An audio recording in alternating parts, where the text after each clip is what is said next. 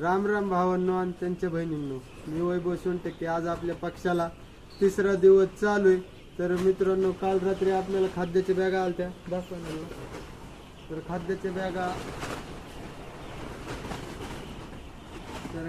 बॅगा आलेल्या. तर काल तुम्हाला बोललो होतो की आज आपण पेपर काढणार आहे. तर चला तुम्हाला आतमध्ये दाखवतो.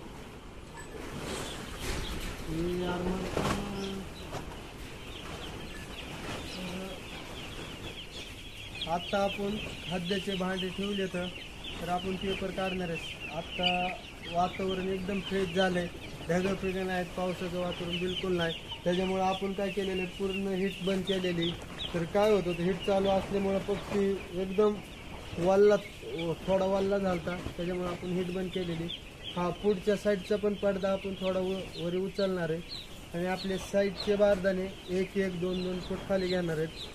तर मित्रांनो, आपण काही वेळातच आपण सगळे टोटल आपण पेपर गोळा करून बाहेर नेऊन टाकणार आहेत. एवढंच करा की फार्मच्या आसपास पेपर गोळा करून टाकू नका, लांब टाका. काय होतं आहे, पावसाळ्याचा दिवस चालू आहे, तर जवळ आसपास पेपर टाकले तर तिथं माशा बसतात.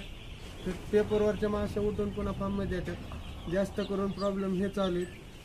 तर मित्रांनो, बघू शकता